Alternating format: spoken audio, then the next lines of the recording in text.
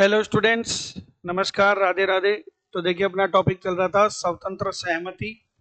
कल हमने पढ़ा था कि किसी भी पक्षकार की सहमति को स्वतंत्र नहीं माना जाएगा यदि वो 5 बातों से प्रभावित हो: उत्पीड़न, अनुचित प्रभाव, कपट, मिथ्या वर्णन और गलती। क्लियर है?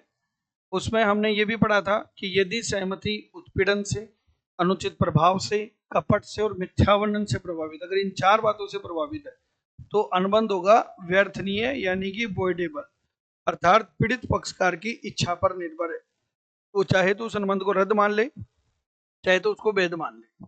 यहाँ तक क्लियर था? फिर हमने स्टार्ट कर दिया था उत्पीड़न। उत्पीड़न में क्या होता है? कोई भी ऐसा काम जो इंडियन पिनल कोड में वर्जित है, दंडित है, अगर वो काम करते हो या करने की धमकी देते हो या किसी के शरीर को नुकसान पहुंचाते हो तो वो उत्पीड़न कहलाता है। उसका उद्देश्य किसी भी पक्षकार की सहमति प्राप्त करना था। ये जितने भी स्वतंत्र सहमति जो नहीं हो पा रही है, इसका उद्देश्य सिर्फ कांटेक्ट करना है, किसी को मारना पीटना नहीं। दूसरा हम पढ़ रहे हैं अनड्यू इन्फ्लुएंस, सेक्शन 16। आप किसी व्यक्ति को अनुचित तौर पे प्रभावित कर रहे हो। तो देखो, आप हर किसी से प्रभावित हो नहीं सकते। प्रभावित कब होगे? जब आपका और उसका कोई ना कोई संबंध हो। उत्पीड़न में इसमें यही फर्क है। उत्पीड़न तो कोई भी किसी के साथ भी कर सकता है, पर अनुचित प्रभाव कोई भी किसी के साथ नहीं कर सकता।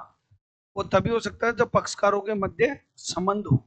और संबंध दो तरीके के हम पढ़ेंगे यहाँ पे। सबसे पहले स्टार्ट करते हैं, अनुचित प्रभाव क्यों कर रहे हैं।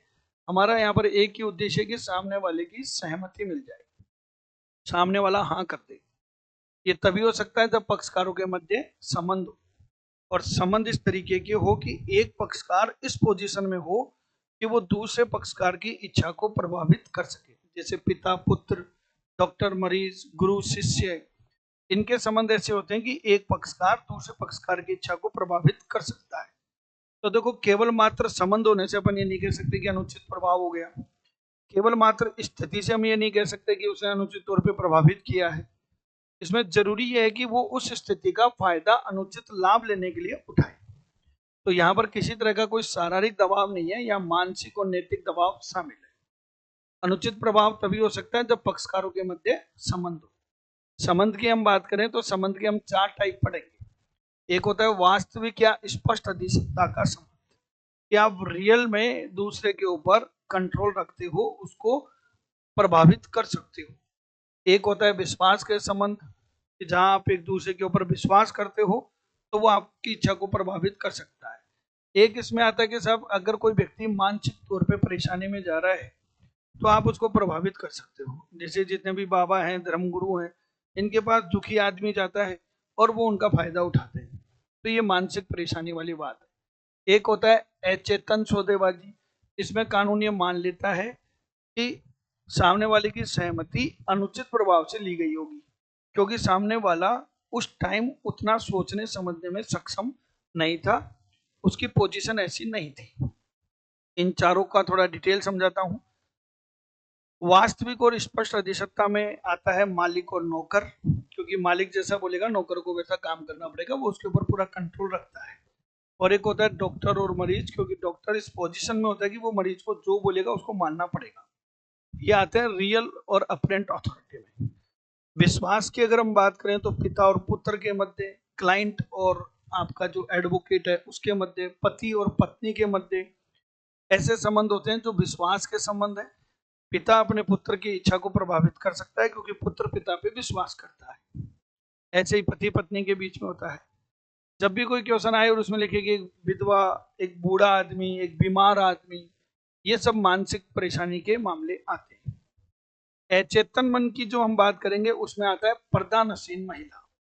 एक कॉन्सेप्ट है पर्दानसीन महिला। इसका मतलब ये मत समझना जो पर्दे में रहती है या बुरके में रहने वाली सारी औरतें पर्दानसीन है, नहीं। पर्दानसीन महिला एक इंडियन कॉन्टेक्स्ट में कंसेप्ट दिया गया अचेतन सौदेबाजी के मामले में। उसमें ये मान लिया जाता है कि साहब इनका दिमाग इतना स्थिर नहीं है कि वो अपने प्रभाव को समझ सके। इसमें आती है पर्दानसीन महिला, जो अनपढ़ है, समाज से अलग थलग रहती है। मतलब उनको ज्यादा समझ है नहीं, पढ़ी लिखी है नहीं, और समाज से भी बिल्कुल एकदम कटी फटी रहते हैं कि साहब समाज से उनका कोई लेना देना नहीं होता। तो ऐसी महिलाओं के साथ जब कोई कॉन्टेक्ट करता है तो कानून ये मान लेता है कि आपने अनुचित प्रभाव किया है। इसे ऐसी महिलाओं के साथ कोई भी कॉन्टेक्ट किया जाए तो कॉन्टेक्ट करने वाले को ये प्रूव करना पड़ेगा कि आपने ऐसा कोई अनुचित प्रभाव नहीं किया। क्लियर है? ये ध्यान रखना, उत्पीड़न करके किसी ने आपको बंदूक दिखा के आपकी स्वीकृति ले ली और आपका जो मकान जो 10 करोड़ का था वो 20 लाख रुपए में ले रहा है और आप उसको कोर्ट में जाके चैलेंज करते हो, तो जो 20 लाख रुपए आए वो आपको वापस देने पड़ेंगे। लेकिन अनुचित प्रभाव में जो आपने पैसा प्राप्त कर लिया वो आपको वापस देना पड़ेगा या नहीं देना पड़ेगा, ये न्यायालय के विवेक के ऊपर डिपेंड है। ये प्रत्यस्थापना का सिद्धांत कहलाता है कि प्राप्त किए गए लाभों को लौटाना। इसके बाद में नेक्स्ट सेक्शन आती है बच्चों कपट। जैसा कि मैंने बताया, स्वतंत्र सहमति 5 बातों से प्रभावित होती है: उत्पीड़न, अनुचित प्रभाव, कपट, मिथ्या वर्णन और गलती। तो अब हम पढ़ने जा रहे हैं कपट यानी कि धोखाधड़ी। धोखाधड़ी का उद्देश्य भी किसी के साथ धोखाधड़ी करना नहीं है, उसकी सहमति प्राप्त करके अनुबंध करना है। पर सहमति लोग क्या है, ऐसे देंगे नहीं तो झूठ पाखंड का सहारा लिया जाता है। तो कपट की परिभाषा दी गई है कि जानबूझकर झूठ बोलना, मतलब जो आदमी कुछ बता रहा है आपको तो उसको मालूम है कि वो झूठ बोल रहा है, सदोष भाव से, निर्दोष भाव से नहीं। उसको मालूम है कि वो जो वो बोल रहा है वो सत्य नहीं है, पर वो उसको सत्य बताता है। जैसे कोई कोचिंग इंस्टीट्यूट आपको कहे कि हमारे यहाँ आईएएस सिलेक्शन हुए, जबकि उसको मालूम है नहीं हुए, वो सिर्फ इसलिए बोल रहा था कि आप उसके यहाँ आके कांटेक्ट कर लो। ऐसे आपने किसी को कोई वादा कर दिया कि मैं आपके लिए काम करूंगा, जबकि आपका डे 1 से इंटेंशन क्लियर था कि आपको वो काम नहीं करना, तो पूरा न करने के इरादे से वचन देना। ऐसे ही कई बार क्या होता है, आप बोलते कुछ नहीं हो लेकिन चीजों को छुपा लेते हो, और वो चीजें छोटी मोटी चीजें नहीं है, सक्रिय तौर पर आपने महत्वपूर्ण तथ्यों को छुपाया। आप यहाँ कहेंगे सर महत्वपूर्ण तथ्य मतलब जो कॉन्ट्रैक्ट के लिए असेंशियल थी, कि अगर वो चीज बता दी जाती तो हो सकता है कॉन्ट्रैक्ट ही नहीं होता। और सक्रिय तौर का मतलब है कि आपको मालूम था कि ये फैक्ट है, ये बताने चाहिए, पर आपने छुपाया, ये भी फ्रॉड है। चौथी चीज है कोई भी ऐसा काम या कोई भी ऐसी भूल जिसको इस देश के किसी भी कानून में फ्रॉड डिक्लेयर किया गया है, वो फ्रॉड है, वो कपट की परिभाषा में आ जाएगा। और धोखा देने के इरादे से आप जो भी काम करते हो वो सब कपट की परिभाषा में आते हैं। तो कपट की परिभाषा में 5 चीजें आ गई: जानबूझकर झूठ बोलना, पूरा न करने के इरादे से वचन देना, महत्वपूर्ण तथ्यों को सक्रिय तौर पर छुपाना, कोई भी ऐसा कार्य या भूल जिसे किसी एक्ट में फ्रॉड डिक्लेयर किया गया है, और धोखा देने के इरादे से किया गया कोई भी कार्य। कपट का भी वही प्रभाव है, अनुबंध क्या होगा, व्यर्थ नहीं होगा। लेकिन चूंकि यहाँ धोखाधड़ी हुई है तो जो पीड़ित पक्षकार है वो अनुबंध को रद्द कराने के साथ साथ कोर्ट में क्षतिपूर्ति का वाद दायर कर सकता है कि साहब मेरे साथ धोखाधड़ी हुई तो मुझे कंपनसेशन दिया जाए, मेरे को ये नुकसान हो गया। अनुबंध को रद्द तो करा ही सकता है, साथ ही साथ हट जाने की मांग भी कर सकता है। एक क्वेश्चन अक्सर आता है कि कोई आदमी चुप है तो क्या ये कपट है? आप कहेंगे सर अभी आपने बताया ना महत्वपूर्ण तथ्यों को सक्रिय तौर पर छुपाना, बात तो सही है आपकी, तो सर वो चुप था तो फ्रॉड हुआ ना? हाँ, लेकिन नॉर्मल अगर क्वेश्चन आ जाए कि क्या मौन रहना, चुप रहना कपट है? नहीं, चुप रहने का मतलब ये नहीं है कपट है। मान लीजिए आप किसी दुकानदार के यहाँ पे एक गले का हार खरीदने गए, उसकी रेट लिखी हुई थी 9 लाख का, उस पर कुछ हीरे के जवाहरात वगैरह लगे हुए थे, डायमंड्स लगे हुए थे। आपने मन ही मन में सोचा कि ये हीरे असली हैं। दुकानदार आपकी इस बात को समझ गया, पर वो चुप है, वो बोल नहीं रहा है कि भैया तुम गलत सोच रहे हो, ये असली हीरे नहीं है, नकली हीरे हैं, बताओ उसने फ्रॉड किया क्या? आप कहेंगे हाँ सर फ्रॉड किया ना, उसको बताना चाहिए था। नहीं, यहाँ उसका बताना कर्तव्य नहीं, क्योंकि वो व्यापारी है, व्यापारी को सबको मालूम रहता है। मेरे यहाँ जब पढ़ने आते हैं बच्चे, मुझे पहले दिन ही मालूम चल जाता है कौन सेलेक्ट होगा और कौन नहीं होगा, उनके रंग ढंग से ही मैं समझ जाता हूँ। समझ में आ रहा है? हम लोग चुप रहते हैं क्योंकि हम वहां पे कुछ बोल नहीं सकते। लेकिन कब मौन रहना कपट होता है, अगेन वही बात आएगी जहां मौन रहने वाले का बोलना क्या था, कर्तव्य था। तो मौन रहने वाले का बोलना कर्तव्य कब होता है? जहां कंपनी ने आईपीओ लाने के लिए प्रोस्पेक्टस जारी किया और उसमें कोई चीज नहीं बताई जो बतानी जरूरी थी, ये फ्रॉड हो गया। जहां विश्वास के मामले हैं, जहां भी विश्वास के अनुबंध होते हैं, जैसे विवाह के अनुबंध, बीमा के अनुबंध, ये सब विश्वास के अनुबंध है। यहाँ पर बिना पूछे आप सामने वाले को बताएंगे, आप चुप्पी आपकी कपट मान ली जाएगी। तो ये ध्यान रखना, विश्वास के अनुबंध, जमीन जायदाद के अनुबंध, बीमे के अनुबंध और प्रविवरण में प्रकट नहीं करना, ये सब चुप्पी को कपट मानेंगे। क्योंकि यहाँ पर बोलना आपका कर्तव्य था। और जहां कई बार क्या होता है, मौन रहना ही बोलने के बराबर है, तो हम इसको कपट मान लेंगे। एक बात समझ में आ गई? देखो कई बार क्या होता है कि चलो मैंने कुछ नहीं बोला, मैं चुप रहा, लेकिन भगवान ने आपको भी तो दिमाग दिया है। मैं वहां एक लॉजिक दे रहा हूं कि साहब देखो मैंने चलो कह दिया ये सिलेक्शन इन राजस्थान, पर भगवान ने इनको भी तो दिमाग दिया है। अगर ये थोड़ा सा प्रयास करते तो सत्यता मालूम चल जाती, दूध का दूध और पानी का पानी हो जाता। मैं ऐसी दलील कोर्ट में दे रहा हूं कि चलो ठीक है सर मैंने तो झूठ बोला, पर इनको भी तो ढूंढना चाहिए था। तो क्वेश्चन बना कि क्या सत्यता को ज्ञात करने के पर्याप्त साधन थे? क्या आप सत्यता को पता कर सकते थे या सत्यता को खोजा जा सकता था? तो क्या कपट करने वाले का दायित्व आएगा? तो यहाँ पर लॉ में क्या कहा गया कि कपट करने वाले को इस बात से कभी बचाव नहीं मिलेगा। वो ये एक्सक्यूज नहीं दे सकता कि साहब इसको खोजा जा सकता था। कोर्ट एक ही बात कहेगा कि खोजा जा सकता था या नहीं जा सकता था वो अलग बात है, पर तुमने इनके साथ धोखाधड़ी करी, तुमने इनको क्यों बोला कि ये सत्य है? तो कपट करने वाले को इस मामले में बचाव उपलब्ध नहीं होता, लेकिन मिथ्या वर्णन करने वाले को बचाव उपलब्ध है। आप कहेंगे सर कपट और मिथ्या वर्णन में क्या फर्क है? हल्का सा माइनर सा फर्क है। कपट करने वाला जानबूझकर झूठ बोलता है सदोष भाव में, मिथ्या वर्णन करने वाला झूठ तो बोलता है पर वो खुद भी झूठ को सच मानता है, यानी निर्दोष भाव से झूठ बोलता है। जैसे मैं आपको कह दूं कि साहब सूरज पश्चिम में उगता है जबकि उगता पूर्व में है, और इस बात की मुझे जानकारी नहीं क्योंकि मेरे गुरुजी ने मेरे को ऐसे ही पढ़ाया, मैं ऐसे ही मानता आ रहा हूँ, तो ये मिथ्या वर्णन है। और अगर मेरे को मालूम था फिर भी मैं बोल रहा हूँ तो ये कपट है। इतना सा फर्क है। तो अब हम पढ़ने जा रहे हैं मिथ्या वर्णन। मिथ्या वर्णन में क्या होता है, अक्सर मैंने देखा है कि बच्चे केवल एक पॉइंट पढ़ के पूरे टॉपिक को खत्म कर देते हैं, ये मानते हुए कि अनजाने में झूठ बोलना। ये तो है ही, मतलब आपने किसी को सच बोला, पॉजिटिव क्लेम किया कि ये कथन बिल्कुल सत्य है, जो वास्तव में सच नहीं है, लेकिन बोलने वाला क्या मानता है उसको सच है। मतलब वो जानबूझ के नहीं बोल रहा, वो भी ये मानता है कि ये सच है, इसे उसने दावा ठोक दिया, पर रियलिटी में वो सच नहीं है। अगर उसको मालूम होता है कि ये सच नहीं है तो वो कपट हो जाता। एक बात समझ गए? यहां तक का ही पॉइंट बच्चे पढ़ के छोड़ देते हैं। लेकिन बच्चों अगर आपका कोई कर्तव्य है और वो आप नहीं कर रहे हो, जैसे आपको कोई चीज दिखानी चाहिए थी, कोई चीज बतानी चाहिए थी, कोई चीज प्रकट करनी चाहिए थी, वो कर्तव्य का आप उल्लंघन कर रहे हो, तो ये भी मिथ्या वर्णन है। तो सर ये तो धोखा भी हो सकता है, कपट भी हो सकता है। अगर धोखा देने के इरादे से तो ये कपट हो जाएगा, धोखा देने के इरादे से नहीं है तो मिथ्या वर्णन हो जाएगा। ऐसे ही आपने किसी व्यक्ति को कहा कि यार ये जो गाड़ी आ रही है ना, ईवी कार है, ये बहुत बढ़िया कार आई है, आपको ये कार ले लेना चाहिए। अच्छा आपने उसको जो कार के बारे में कहा, जैसे अभी ईवी कार है, एक धोखा है, छलावा है जो पूरे समाज के सामने हो रहा है। सारी कंपनियां क्या कह रही है, 1 रुपए किलोमीटर, ओनली 1 रुपए किलोमीटर की कॉस्टिंग आएगी। कब तक भाई?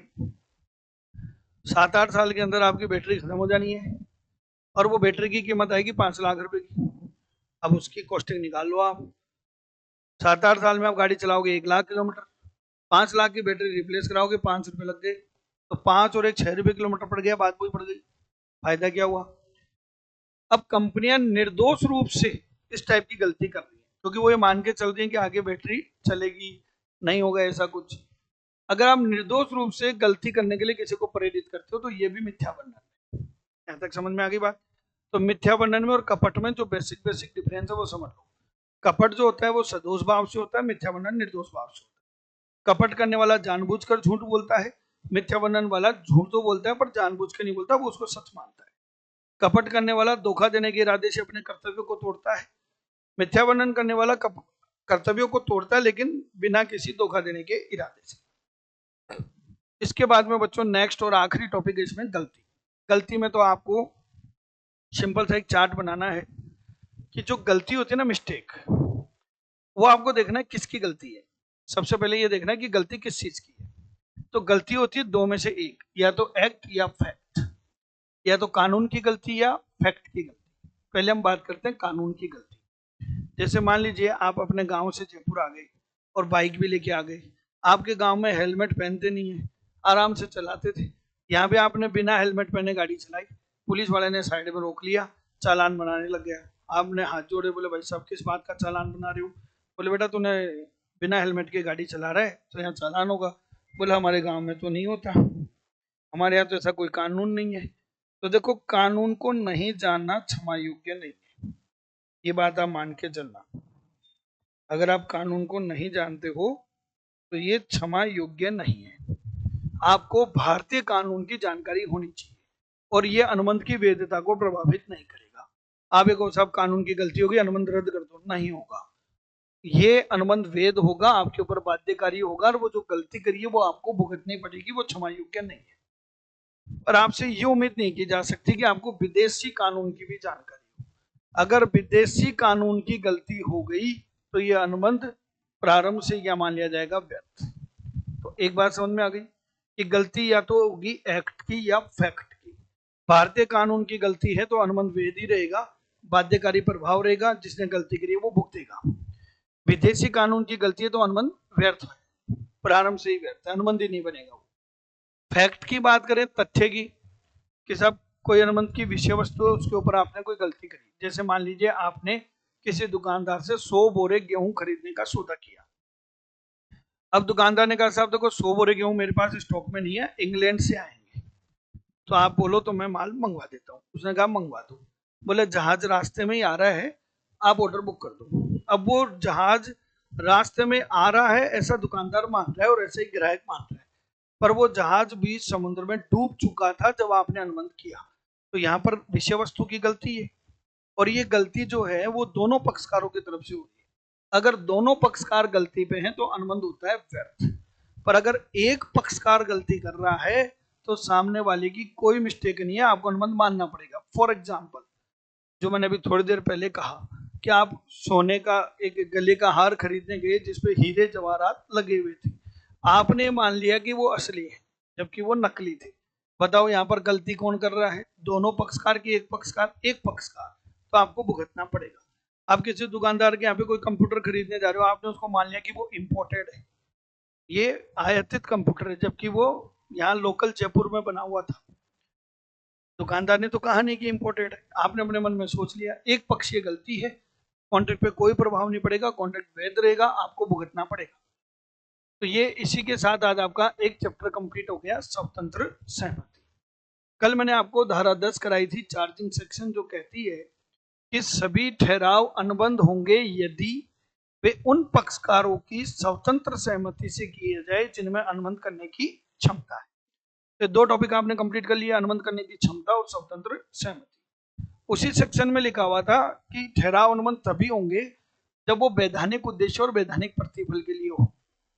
तो धारा 23 यहाँ क्या कहती है कि सब निम्न स्थिति में हम किसी भी अनुबंध के उद्देश्य को, प्रतिफल को अनलॉफुल मान लेंगे, और अनुबंध क्या होगा? व्यर्थ होगा, अवैध होगा, या तो इलीगल होगा या वॉइड होगा। क्लियर है? कब कब? जब कोई भी आपका ऑब्जेक्ट या कंसिडरेशन ऐसा है जो किसी कानून में मना किया गया, कानून में क्लियर कट लिखा हो कि ये काम नहीं कर सकते, तो जो कानून में प्रतिबंधित है, कानून में मना है, वो इलीगल हो गया। या फिर काम ऐसा है कि अगर उसकी परमिशन दे दी गई तो वो किसी ना किसी कानून को या किसी ना किसी नियमों को तोड़ देगा, उनका उल्लंघन कर देगा, तो उस सिचुएशन में इसको भी क्या मान लिया जाएगा? अनलॉफुल। या फिर आपका अनुबंध कपटपूर्ण है तो क्या मान लिया जाएगा? अनलॉफुल। अब यहां देखो बच्चे कंफ्यूज हो जाते हैं। सर अगर एग्जाम में क्वेश्चन आए कि किसी अनुबंध का उद्देश्य कपटपूर्ण है तो अनुबंध होगा, सिंपल सा क्वेश्चन, मैं आपको लिख के भी समझा देता हूं। सिंपल सा क्वेश्चन आ जाए, अनुबंध का उद्देश्य कपटपूर्ण है, मतलब आपके साथ में जो कॉन्ट्रैक्ट किया गया है वो धोखा देने के लिए किया गया है, तो अनुबंध कैसा होगा? और ये चार आपके सामने ऑप्शन आ गए। ये कह रहे हैं साहब अनुबंध वैध रहेगा, अनुबंध पे कोई फर्क नहीं पड़ेगा। आप कहेंगे साहब अनुबंध क्या होगा? व्यर्थ, या फिर क्या कहते हैं? अवैध। एक आप कहते हैं साहब अनुबंध कैसा होगा? व्यर्थ नहीं है। और एक आप कहते हैं साहब अनुबंध कैसा होगा? अपरिवर्तित, अनएनफोर्सेबल। जब मैं ये बात बोलता हूँ और बच्चों से क्वेश्चन का आंसर पूछूंगा तो मोस्टली बच्चे आंसर क्या देंगे? व्यर्थ नहीं है, जबकि ये गलत आंसर है। इसका आंसर क्या होगा? व्यर्थ। क्यों सर? अभी थोड़ी देर पहले तो आपने बताया था कि अगर सहमति, उत्पीड़न, अनुचित प्रभाव, कपट, मिथ्याबंधन से ली गई तो अनुबंध व्यर्थ नहीं होगा। बिल्कुल, मैंने ये कहा था कि कपट करने का उद्देश्य एक्चुअल में धोखाधड़ी करना नहीं है, सिर्फ आपको डरा धमका के या आपके साथ धोखाधड़ी करके आपकी सहमति लेना है। एक्चुअल में फ्रॉड नहीं करेंगे वो। तो क्वेश्चन की लैंग्वेज को ध्यान से पढ़ना। अगर ऐसे आ जाए अनुबंध का उद्देश्य कपटपूर्ण, तो आंसर होगा व्यर्थ या अवैध। और अगर क्वेश्चन ऐसे आ जाए अनुबंध अनुबंध करने हेतु सहमति कपटपूर्ण तरीके से ली गई है, कपटपूर्ण तरीके से ली गई है, तो आंसर क्या दोगे? तो फिर आंसर क्या दोगे? व्यर्थ। सेम कहानी किसकी है? उत्पीड़न की। तो ये ध्यान रखना, अगर आप किसी के साथ एक्चुअल में मारपीट कर रहे हो, उसको पीटना, उसको मारना ही आपका उद्देश्य है, तो ये अनलॉफुल हो गया, इलीगल हो गया। किसी को वास्तव में धोखा ही देना उद्देश्य है तो ये अनलॉफुल हो गया, इलीगल हो गया। लेकिन मारपीट करके, धोखाधड़ी करके, सिर्फ आप उसकी सहमति लेना चाह रहे हो और अनुबंध करना चाह रहे हो और अनुबंध में एक्चुअल में उसके साथ कोई फ्रॉड नहीं करोगे, तो वो हो गया व्यर्थ। यहां तक क्लियर है? पांचवा इन्होंने बताया कि अगर किसी भी अनुबंध का उद्देश्य अनैतिक है, इमोरल है, तो कोर्ट ने अनैतिक घोषित किया है। जैसे बूढ़े माँ बाप को वृद्धाश्रम में छोड़ के आना, अपने घर पे किसी वेश्या को मकान किराए पे देना, ये सब इमोरल है, जो समाज के विरुद्ध है, अनैतिक कार्य है, तो ये व्यर्थ है, इलीगल है। और इसमें सबसे इंपॉर्टेंट टॉपिक आता है जो लोक नीति के क्या हो? विरुद्ध हो। तो हमको ये पढ़ना है, लोक नीति का मतलब जनता के द्वारा जनता के लिए बनाई गई पॉलिसी। अभी आप देखो, फर्स्ट ग्रेड की तैयारी कर रहे हो, मेहनत कर रहे हो, मैं भी करा रहा हूँ, आप भी कर रहे हो, कंपटीशन फाइट करोगे, फिर सिलेक्शन लोगे। कई लोग क्या करते हैं, पोस्ट को खरीद लेते हैं। रोज अखबारों में आप पढ़ ही रहे हो कि खुद आरपीएससी के अधिकारी ही पेपर को बेच देते हैं। तो बताओ इससे क्या होगा? इससे टैलेंट थोड़ी गवर्नमेंट के पास जाएगा, पैसे वाले और पैसे वाले हो जाएंगे, गरीब आदमी गरीब रहेगा। तो ये जनता के द्वारा नीति बनाई गई कि सब ये जो पब्लिक पोस्ट है बेचने के लिए नहीं है, ये टैलेंट के साथ इनका सिलेक्शन होना चाहिए। तो ऐसे कौन कौन से समझौते हैं जो लोक नीति के विरुद्ध है? पहला, शत्रु देश के साथ व्यापार। शत्रु देश वो होता है जिसके साथ हमारा युद्ध चल रहा है। अब देखो, आपका देश तो युद्ध लड़ रहा है और आप उस देश के नागरिकों के साथ व्यापार कर रहे हो, ये इलीगल है, लोक नीति के विरुद्ध है। क्लियर है? दूसरा, बाद पोषण और बाद करे। बाद करे को एक लैटिन वर्ड में बोलते हैं चैम्पटी। इनमें दोनों का मीनिंग समझो। कोर्ट में एक बात कही गई है कि अगर कोई मामला तुम्हारा कोर्ट से बाहर निपट जाए तो वेल एंड गुड है। भाई घर गृहस्थी की लड़ाई है, कोर्ट में क्यों आओ, बाहर की बाहर निपटा लो। कोर्ट चाहते नहीं कि कोर्ट में आओ आप। अब क्या होता है, मान लीजिए कोई व्यक्ति आपको वाद प्रस्तुत करने के लिए उकसाता है कि तू कोर्ट में केस कर इस आदमी को सबक सिखा। अब वो क्यों उकसा रहा है? हो सकता है उसका खुद का हित हो सकता है उसका हित नहीं हो। अगर मुकदमेबाजी को अनुचित तौर पे प्रोत्साहित करवाया गया है क्योंकि उसका खुद का हित था, तो उसने आपका बात करे कर लिया, ये होता है चैम्पटी। बहुत सारे वकील लोग ऐसा करते हैं, वो आपको कहते हैं कि आप केस करें और केस में जो भी अमाउंट जीतेंगे अपन, उसका 50-50% कर लेंगे। तो ये हो गया बात करे। और एक होता है कि साहब कोई सीधा सा वकील है, वो कहता है देखो साहब आपको केस करना चाहिए, आपके साथ अन्याय हुआ है, मुझे तो मेरी फीस दे देना, नहीं तो कोई बात नहीं, मेरा कोई खुद का हित नहीं है। तो वो होता है बात पोषण। अब हमारा इंडियन कॉन्ट्रैक्ट एक्ट ये कहता है कि जो मामले कोर्ट के बाहर हो सकते थे, उन मुकदमेबाजी को तुमने अनुचित तौर पर प्रोत्साहित कराई क्यों? उचित तौर पे प्रोत्साहित करा देन ओके। जो मामले कोर्ट के बाहर हो सकते थे वो कोर्ट में लाए क्यों? इसलिए इस एक्ट में लिख दिया, चाहे बात पोषण हो चाहे बात करे हो, लोक नीति के विरुद्ध है और दोनों ही व्यर्थ है। नेक्स्ट है बच्चों, एकाधिकार के समझौते। हमारे देश में मोनोपोली सिर्फ और सिर्फ भारत सरकार कर सकती है, और अब तो देखो सरकार ने भी मोनोपोली का क्षेत्र घटा दिया। अभी तक मोनोपोली सिर्फ दो ही क्षेत्र में सरकार की है, एक है रेलवे और एक है परमाणु शक्ति। रेलवे में भी इन्होंने थोड़ी थोड़ी सी प्राइवेट पार्टनरशिप शुरू कर दी है। तो इन्होंने कहा था एकाधिकार से जनता को नुकसान होगा, क्योंकि जो मोनोपोली करेगा वो अपनी दादागिरी करेगा। सरकार की बात अलग है, वो तो जनहित में काम करती है। तो एकाधिकार करने के, मोनोपोली करने के समझौते क्या है? व्यर्थ है। अब आप कहेंगे सर आपने भी तो कर रखा है, तो देखो आप कहेंगे सर आप लोगों ने भी तो मोनोपोली कर रखी है, आप और मनीष सर मिलके पढ़ाते हो। देखो ये मिलकर काम करना मोनोपोली नहीं होती है, ये व्यापार संयोजन है। दो लोग मिलके काम करते हैं, जैसे मारुति सुजुकी, आईसीआईसी प्रूडेंशियल, तो मोनोपोली थोड़ी है भाई। कॉमर्स में हमारे अलावा और भी इंस्टीट्यूट है, कहीं से भी पढ़ सकते हो। मोनोपोली तो ये होता है कि आपके पास ऑप्शन ही नहीं रहा, वो लोक नीति के विरुद्ध है, पूर्णतः व्यक्त। ऐसे न्याय प्रक्रिया में आक्षेप करना, आपने जज को खरीद लिया, समझ रहे हो, कानूनी कार्रवाई को ही रोक दिया, भ्रष्ट तरीके से आप किसी न्यायिक अधिकारी को प्रेरित कर रहे हो कि आप हमारे पक्ष में डिसीजन दो, तो ये भी लोक नीति के विरुद्ध है। इसी के तहत एक आती है धारा 24, जो कहती है कि मान लो कोई अनुबंध ऐसा है जिसका उद्देश्य या प्रतिफल आंशिक तौर पे तो अवैध है और आंशिक तौर पर वैध है। समझ रहे हो, जैसे मान लो आपने एक चौकीदार रखा और चौकीदार को 2 गोदाम का चार्ज दे दिया, एक में आपकी नील जो कपड़े धोने में काम में आती है वो बनाते हो, उसका इंचार्ज है, एक में अफीम जो आप स्मगलिंग करके आते हो, और उसको कहा कि देख नील वाले गोदाम की तेरी ड्यूटी करने के 10,000 रुपये सैलरी है और अफीम वाले की तेरी 20,000 सैलरी है, 30,000 तेरे को महीने के देंगे।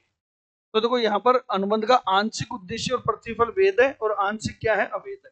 अगर इनको अलग किया जा सके, दोनों को अलग अलग किया जा सके, जैसे कि इसमें सैलरी 10,000 20,000 अलग है, काम भी अलग है, अलग किया जा सके तो वेद वाला रहेगा वेद और अवैध वाला होएगा अवैध। और सर अगर ऐसे होता है कि तेरे को 30,000 सैलरी देंगे, तेरे को दोनों गोदाम देखने हैं, तो अब ये मालूम नहीं है कि कौन सा किसका क्या है। अगर इसको अलग नहीं किया जा सके तो पूरा का पूरा अवैध, पूरा का पूरा व्यर्थ। ये बात दिख रही है धारा 24। धारा 25 कल आपने पढ़ी ली थी, नो कंसिडरेशन नो कॉन्ट्रैक्ट। एक आता है बच्चों धारा 26।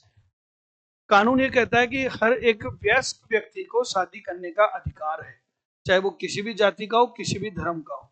आपने अपनी दूसरी जाति की कोई लड़की पसंद कर ली, उससे शादी कर रहे हो, भले घर वाले डिस्टर्ब कर रहे होंगे, तो घर वालों को धारा 26 पढ़ा देना कि विवाह में वादा डालने वाले समझौते लोकनीति के विरुद्ध है।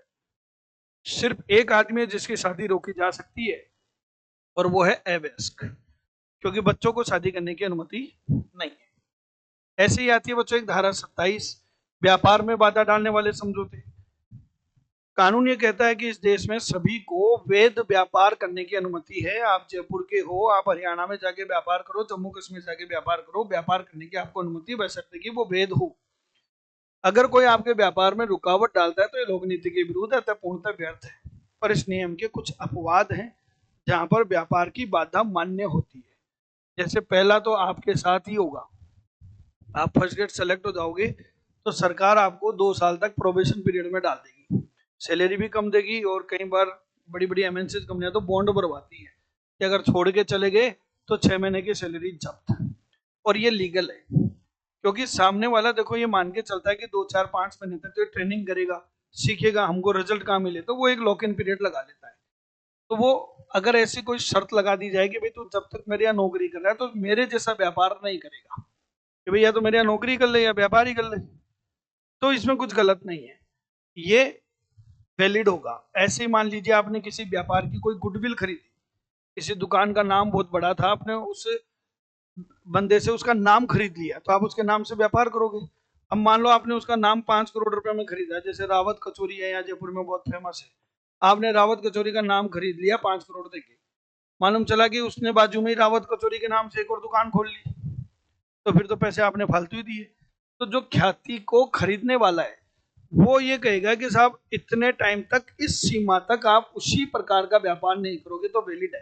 पर ध्यान रखना एक निश्चित समय और एक निश्चित स्थान तक ही ये लिमिटेशन होनी चाहिए तो ही वैलिड है। ऐसे ही पार्टनरशिप में भी आपने मेरे से पढ़ा हुआ है कि जब कोई पार्टनर रिटायर होता है तो हम एग्रीमेंट में ये बात तय करते हैं कि वो एक निश्चित समय तक, निश्चित स्थान तक समान प्रकार का व्यापार नहीं करेगा। क्लियर है? पार्टनरशिप एक्ट की धारा 11 में भी ये लिखा हुआ है, जहां पे ये कहते हैं कि साहब कि अगर कोई पार्टनर हमारे साथ पार्टनरशिप में काम कर रहा है तो पार्टनरशिप के दौरान वो दूसरा काम नहीं करेगा। जैसे हमारे यहाँ पे हम लोग भी कंडीशन लगाते हैं कि जो फैकल्टी हमारे यहाँ पढ़ा रही है वो दूसरे इंस्टीट्यूट में नहीं पढ़ाएगी। तो ये सारी रुकावट क्या है, लीगल है, ये इस नियम के क्या है, अपवाद है। क्लियर है? नेक्स्ट आता है बच्चों लोकनीति के विरुद्ध में धारा 28 में वैधानिक कार्रवाई में बाधा डालने वाले समझौते। ये भी लोकनीति के विरुद्ध, आप कोई लीगल कार्रवाई करना चाह रहा है उसको रोक नहीं सकते, ये उसका राइट है, और अगर रोक रहे हो तो ये पूर्णतः व्यर्थ है। हाँ, लेकिन रुकावट देखी जाएगी कि किस टाइप की है। जैसे मान लीजिए आपने किसी को माल बेचा और बिल के नीचे लिख दिया कि सभी विवादों का न्याय क्षेत्र जयपुर न्यायालय होगा। अब हो सकता है खरीदने वाला सीकर का हो, तो ये रुकावट तो है पर आंशिक रुकावट है, क्योंकि आप उसके अधिकार खत्म नहीं कर रहे हैं। तो अगर पूरी तरीके से रुकावट डाल दी तो व्यर्थ है, आंशिक रुकावट डाली तो व्यर्थ है। ऐसे आपने तय किया कि अगर कल को हमारे बीच में कोई भी विवाद होंगे तो हम कोर्ट में ना जाके पंच निर्णय से निर्णय लेंगे, आर्बिट्रेशन से, तो ये भी रुकावट है पर ये आंशिक है, तो ये वैलिड है। ऐसे ही आपने कहा कि साहब अगर आपको मेरे ऊपर कोर्ट में केस करना है तो 2 महीने के अंदर करोगे, तो ये भी रुकावट है। आप कार्रवाई की समय सीमा को छोटा नहीं कर सकते।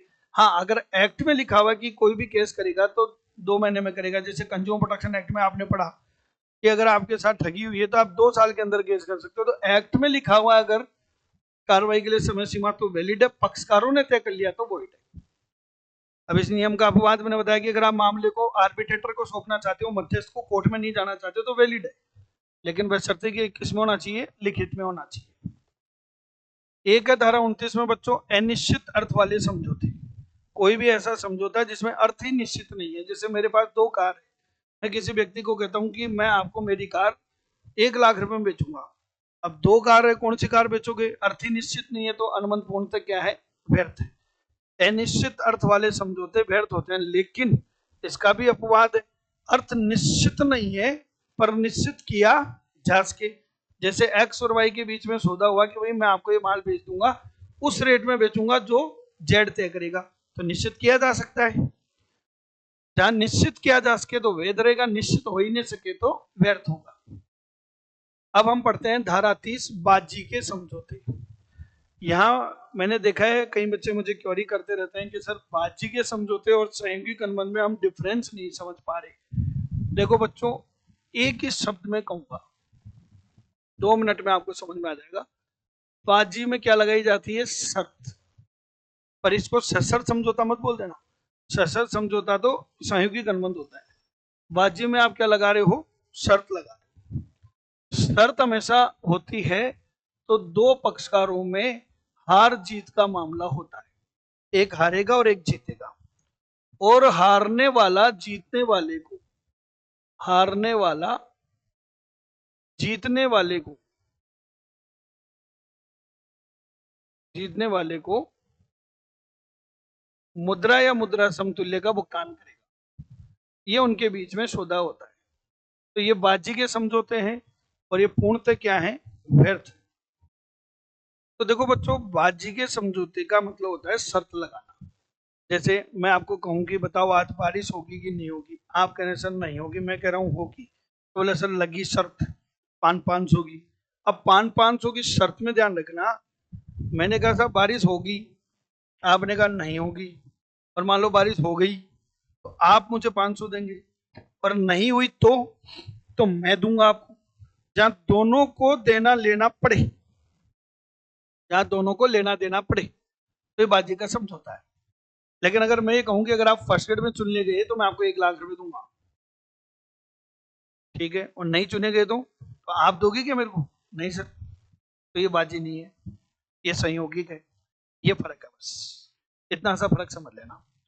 यहां पर हम जो भी बात करते हैं केवल शर्त की बात करते हैं, और बाजी के समझौते इस एक्ट में पूर्णतः व्यर्थ है, लेकिन महाराष्ट्र और गुजरात में इनको अवैध घोषित किया गया है। समझ में आ रही बात, महाराष्ट्र और गुजरात में इसको इलीगल डिक्लेयर किया गया, बाकी सारे स्टेट में ये वॉइड है। ये धारा 30 में लिखा हुआ है। अब बात करते हैं बाजी के समझौते के संपार्श्विक समझौते। ये आप मेरे से पहले भी पढ़ चुके हैं। संपार्श्विक समझौते क्या होते हैं, एक अनुबंध को पूरा करने के लिए आपने मेरे साथ शर्त लगाई कि बारिश होगी या नहीं होगी, अब वो पैसा देने के लिए आप दूसरे से लोन ले रहे हो, तो वो हो गए संपार्श्विक। अब बताओ, बाजी के समझौते अगर व्यर्थ हैं तो संपार्श्विक पे कोई प्रभाव नहीं पड़ेगा, संपार्श्विक वैध रहेंगे, लेकिन अगर बाजी का समझौता इलीगल है तो संपार्श्विक भी क्या हो जाएगा, इलीगल। इसलिए महाराष्ट्र और गुजरात में अगर बाजी का समझौता हुआ है तो उसका संपार्श्विक भी इलीगल है। बाकी स्टेट में अगर बाजी का समझौता हुआ है तो उसके संपार्श्विक पे कोई फर्क नहीं पड़ता, वो अपनी जगह पे वैलिड रहेगा। बाजी के समझौते क्या होते हैं, कम से कम 2 पक्षकार चाहिए, दोनों पक्षकार किसी अनिश्चित घटना के घटने या नहीं घटने पर शर्त लगाएंगे, और शर्त में हार जीत होगी, हारने वाला जीतने वाले को मुद्रा या मुद्रा तुल्य कुछ ना कुछ आदान प्रदान करेगा। यहाँ तक क्लियर है। अब चूंकि ये पूर्णतः व्यर्थ है, कल को आप शर्त जीत गए और मैं आपको पैसे नहीं दूं तो आप कोर्ट में मेरे ऊपर केस नहीं कर सकते, क्योंकि ये अपनी सौदेबाजी ही क्या थी, व्यर्थ थी। इसको कहते हैं अपन बाजी के समझौते। ये मैं कुछ लिस्ट दे रहा हूं बाजी के समझौते की जो बाजी के जैसे हैं इसलिए व्यर्थ है। पहला है lottery. Lottery luck by chance है, आपकी कोई लॉटरी निकल गई, आपको पैसा मिल गया, तो दूसरे हार गए। ये बाजी के समझौते हैं, भले इसका संचालन सरकार करे तो भी ये व्यर्थ है। मतलब अगर आप कोई सरकार के द्वारा चलाई गई लॉटरी में जीत गए और सरकार पैसा देने से मना कर दे तो आप नहीं ले सकते। फर्क केवल इतना सा कि सरकार चलाती है तो ये दंडनीय अपराध नहीं है, नहीं तो लॉटरी खेलना एक दंडनीय अपराध है बस। एक होता बच्चों वर्ग पहली प्रतियोगिता, और यहाँ ध्यान रखना अगर दिमाग की जरूरत है तो फिर ये बाजी नहीं है। जहां चातुर्य की आवश्यकता नहीं है, सिर्फ लक बाई चांस है, तो ये बाजी है और बाजी के समान इसलिए व्यर्थ है। लेकिन व्यर्थ कब होगी, जब इनाम की राशि 1000 से ज्यादा हो। अगर 100, 200, 500 रुपए की कोई आपने वर्ग पहली प्रतियोगिता रखी तो जिसमें टैलेंट की भी जरूरत नहीं है तो भी वो वैलिड है, क्योंकि राशि 1000 से अधिक नहीं। एक होता है बच्चों गुड़दौड़। गुड़दौड़ एक शब्द है, हॉर्स रेस, इसका मतलब नहीं कि खाली घोड़ों की दौड़, ऊंट की दौड़, गधे की दौड़, वो भी इसमें आएगी। अब दौड़ पे भी लोग, रेस पे भी पैसा लगाते हैं कि साहब ये घोड़ा मेरा है, ये जीतेगा तो इतने रुपए लगेंगे।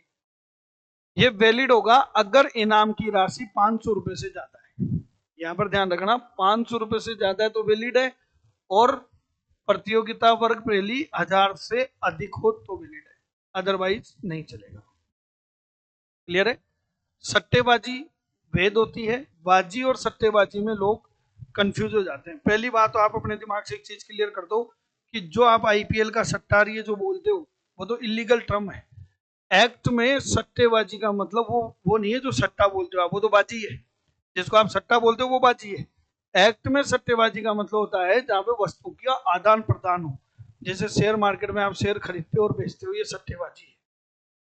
जैसे कमोडिटी मार्केट में आप कोई वस्तु खरीदते हो और बेचते हो, ये सट्टेबाजी है। और सट्टेबाजी इंडियन कॉन्ट्रैक्ट एक्ट के तहत वैलिड है, क्योंकि इसमें वस्तु की सुपुर्दगी होती है।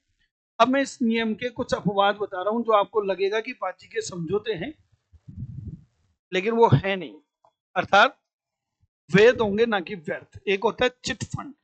चिट फंड गवर्नमेंट ने रेगुलाइज कर दिया कि 5-10 लोग मिलकर एक पर्ची निकालते हैं, जिसके नाम पर्ची आती है उसको पैसा दे दिया जाता है। एक होता है वाणिज्यिक लेन देन, जैसे आपने गेहूं खरीदे और बाद में बेच दिए रेट बढ़ने पर, तो आपने कमा लिए पैसे। क्योंकि इसमें वस्तु की सुपुर्दगी होती है इसलिए ये बाजी नहीं माना जाता और वैध है। शेयर मार्केट में आप शेयर खरीद रहे हो, बेच रहे हो, आपको लगेगा कि साहब हमने पैसा कमा लिया है, जुआई तो है ये भी, लेकिन इसमें शेयर खरीदे भी जाते हैं और बेचे भी जाते हैं। जहां पर कौशल के गेम है, जैसे क्रिकेट में मैच खेली, एक टीम जीत गई, उसको करोड़ों रुपए मिल गया, वो टैलेंट का गेम है, वो बाजी के समझौते नहीं। और एक होता है बीमा के अनुबंध।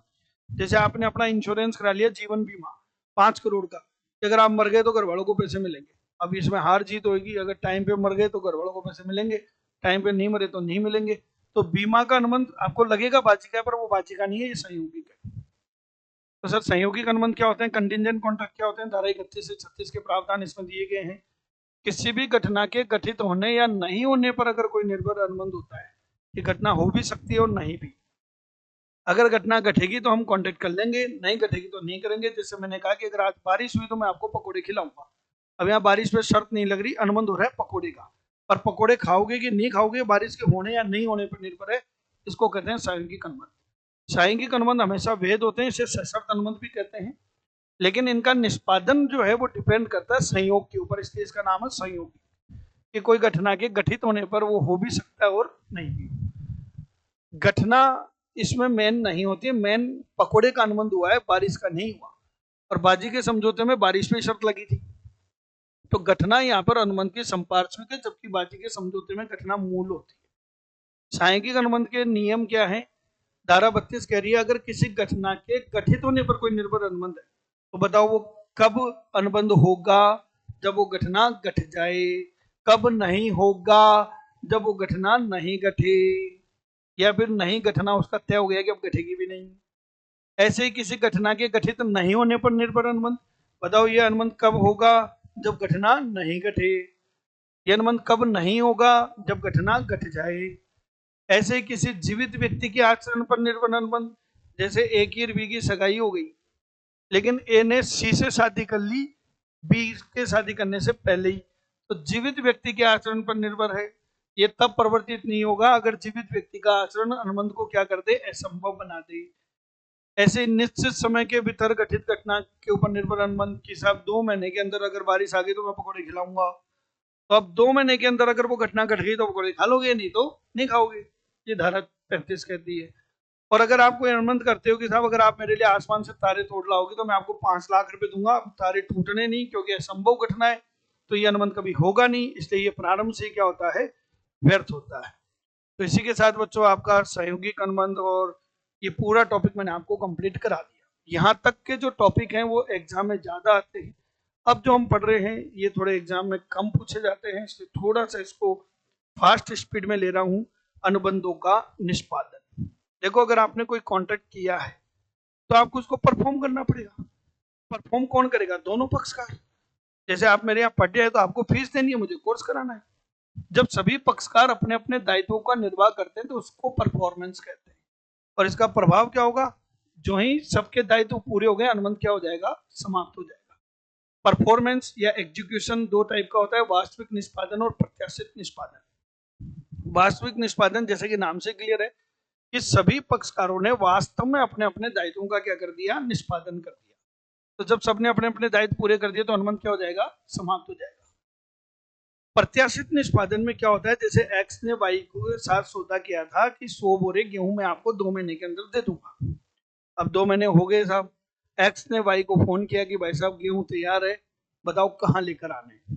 इसका मतलब उसने निष्पादन करने का क्या किया है, प्रस्ताव। ध्यान रखना है, एक तो आ जाए सिंपल प्रस्ताव, तो प्रस्ताव में मैंने बताया था सशर्त होता है, लेकिन चूंकि अनुबंध तो हो चुका, अब आप उसका परफॉर्मेंस कर रहे हो और अगले को बोल रहे हो कि हाँ भाई साहब गेहूं तैयार है, बताओ कहाँ रखूं।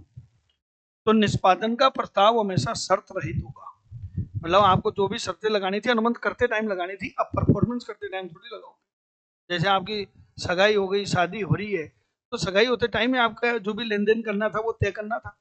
शादी वाले दिन आप कह रहे हो कि साहब मेरे को गाड़ी मिलेगी तो लाड़ी ले जाऊंगा, नहीं तो छोड़ जाऊंगा, ये क्या बात हुई।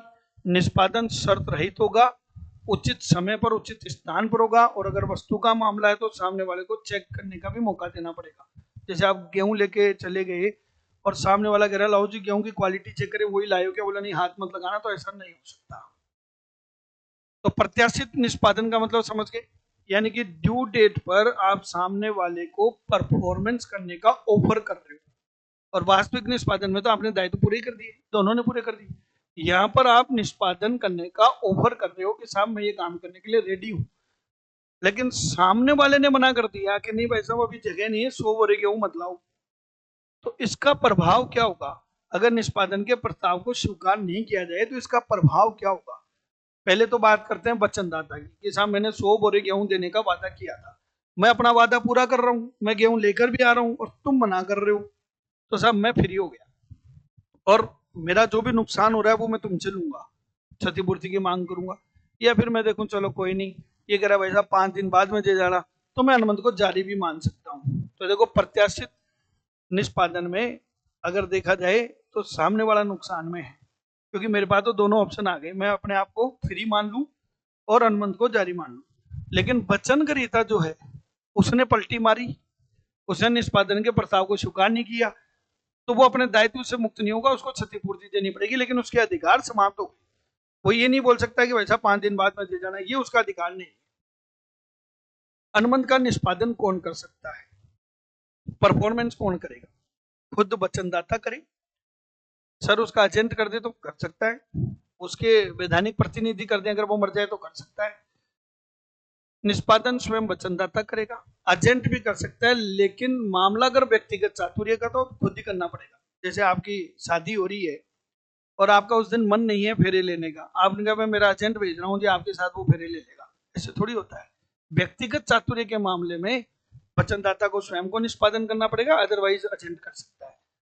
कई बार हम सोचते हैं कि साहब मैंने कॉन्टेक्ट कर लिया, वचन दे दिया, लेकिन उसके परफॉर्मेंस से पहले ही मेरी डेथ हो गई, तो क्या अनुबंध समाप्त हो गया। मृत्यु से अनुबंध समाप्त नहीं होता, उसके घर वाले भुगतेंगे, वो उसके अनुबंध को पूरा करेंगे। तो क्या वैधानिक प्रतिनिधि बाध्य है पूरा करने के लिए? अगर संपत्ति ले रहे हो तो बाध्य हो।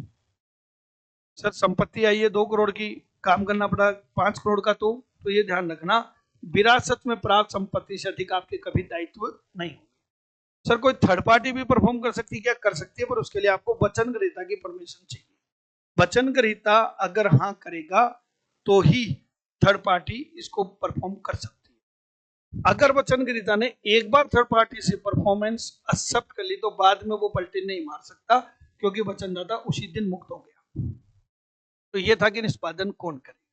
अब एक बार यहाँ पे ध्यान से सुनना, संयुक्त वचन, इसमें भी मुझसे कई बार बच्चों ने कई क्वेश्चन पूछे हैं जब उन्होंने अपनी स्टडी करी। मान लो ए, बी और सी, ये 3 लोग हैं, इन तीनों ने डी से 3 लाख रुपए उधार ले लिए। इन तीनों ने 3 लाख रुपए उधार ले लिए, तीनों ने मिलकर। ये बात समझ में आ रही है? ए, बी, सी ने इन तीनों से कितने रुपए उधार ले लिए? 3 लाख रुपए। और इन तीनों ने मिलकर वचन दिया कि हम तेको 2 महीने बाद में पेमेंट कर देंगे। तो ये कहलाता है संयुक्त वचन। अब मैं कह रहा हूं अगर एक की मृत्यु हो गई तो इस वचन को कौन पूरा करेगा? सर बी करेंगे, सी करेंगे और एक एक घर वाले मिलकर करेंगे। तो संयुक्त वचन की स्थिति में निष्पादन किसके द्वारा किया जाएगा? नॉर्मल अगर क्वेश्चन आ जाए तो आंसर क्या दोगे? सारे मिलके पूरा करेंगे। आमतौर पर संयुक्त वचन का निष्पादन सभी संयुक्त वचनदाताओं द्वारा मिलकर किया जाता है। अगर इनमें से किसी एक की मृत्यु भी हो गई तो बचे हुए और जिसकी मृत्यु हो गई उसके वैधानिक प्रतिनिधि मिलकर पूरा करेंगे। और सर अगर सारी एक साथ एक प्लेन क्रैश में मारे गए तो उनके घर वाले करेंगे। अगर एक्ट में, कॉन्ट्रैक्ट में आपने पहले से तय नहीं किया हो तो सबके घर वाले मिलकर पूरा करेंगे। यहां तक समझ में आ गया? फिर एक क्वेश्चन आता है कि सर क्या वचन ग्रहीता इनमें से किसी एक को बाध्य कर सकता है पूरा करने के लिए? जैसे डी है, डी कौन है? वचन ग्रहीता है। डी कौन है? वचन ग्रहीता है। अब डी जो है इन तीनों को ना बोल के सिर्फ सी को बोलता है कि भाई मेरे 3 लाख रुपए दे। सी कह रहा है भाई मेरा हिस्सा 1 लाख का, 1 लाख ले ले, बाकी तू ए और बी से ले। ऐसा नहीं है। संयुक्त वचन की स्थिति में वचन ग्रहीता के पास ये अधिकार है कि वो किसी एक को भी पूरा वचन का निष्पादन करने के लिए बाध्य कर सकता है। वो ये कहेगा कि मेरे को मतलब नहीं है ए बी से, मुझे तो तुम दो 3 लाख रुपए क्योंकि तुमने भी वचन दिया है। बिल्कुल कर सकता है। अब इसका प्रभाव क्या होगा? डी ने किसको बाध्य किया? सी को। तो ए और बी सी के प्रति मुक्त हो गए, लेकिन ए और बी डी के प्रति मुक्त हो गए, लेकिन सी के प्रति मुक्त नहीं हुए। इन दोनों को 1-1 लाख रुपए सी को देने पड़ेंगे क्योंकि सी ने वचन का क्या कर दिया? निष्पादन कर दिया। अगर ऐसी कोई सिचुएशन होती है तो मुक्त किए गए वचनदाता वचन ग्रहीता के प्रति तो मुक्त हो जाते हैं, लेकिन अन्य वचनदाताओं के प्रति वो उत्तरदायी बने रहेंगे। वो अन्य वचनदाताओं से अपने हिस्से की मांग कर सकता है। जिसने पेमेंट किया था वो अन्य वचनदाता से अपने हिस्से की मांग कर सकता है।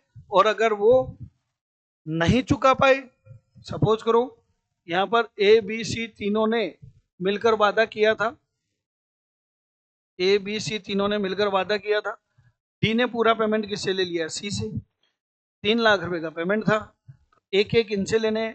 ए जो है वो दिवालिया हो गया, तो अब यहाँ पर 1 लाख रुपए की हानि ये दोनों भुगतेंगे बराबर बराबर। तो बी इसको 1.5 लाख रुपए देगा। इसने देखो 3 लाख दिए, 3 लाख में से 1.5 लाख आ गए, कितने बचे? 1.5 लाख। 1 लाख तो इसका हिस्सा था ही, 50,000 का लॉस इसने भी भुगता। तो समान अनुपात में उस हानि को ये भुगतेंगे। अब इसको उल्टा कर लेते हैं। ये तो थे संयुक्त वचनदाता, अब इसमें उल्टा कर लेते हैं। ए एक वचनदाता है, इसने वचन दिया बी सी और डी को, तीनों को मिलकर। यहां पर देखो वचन ग्रहीता संयुक्त वचन ग्रहीता है, वचन ग्रहीता संयुक्त वचन ग्रहीता है। इसका नियम भी जस्ट उल्टा है। संयुक्त वचनदाता की स्थिति में आपने देखा था कि वचन ग्रहीता किसी एक को भी बाध्य कर सकता है, पर चूंकि यहाँ पर वचन ग्रहीता संयुक्त है इसलिए इनको निष्पादन की मांग सबको मिलकर करनी पड़ेगी। बी सी डी तीनों मिलकर ए को बोलेंगे। ऐसे सपोज करो इसने 3 लाख रुपए इन तीनों से ले लिए, ठीक है। अब यहाँ पर अगर आपने खाली बी को पावर दे दिया, बी ए से पैसे लेके भाग गया, तो सी और डी तो बेचारे देखते रह जाएंगे। और सी और डी ए को बोलेंगे कि भाई तूने उसको अकेले को क्यों दे दिया, वचन तो हम तीनों ने लिया था तेरे से। तो यहाँ पर जब संयुक्त वचन गृहीता है तो हमेशा ध्यान रखना मांग संयुक्त तौर पर करनी पड़ेगी। क्लियर है? एक्ट में एक टॉपिक आता है उत्तराधिकार और समनुदेशन। हमेशा ध्यान रखना उत्तराधिकार आपको कानूनन मिलता है और स्वतः मिलता है, अपने आप मिलता है। यानी कि ऐसे समझो आप, आपके घर वालों ने कोई वसीयत नहीं लिखी, कुछ नहीं लिखी, तो लिखने की जरूरत भी नहीं है। हिंदुस्तान में हर कोई वसीयत नहीं लिखता है। घर वालों की संपत्ति में आपका ऑटोमेटिक अधिकार हो जाता है, क्योंकि वो उत्तराधिकार होता है, कानून द्वारा लागू होता है। पर कानून ये कहता है अगर तुमको लाभ मिल रहे हैं तो दायित्व भी मिलेंगे, दोनों ट्रांसफर होंगे।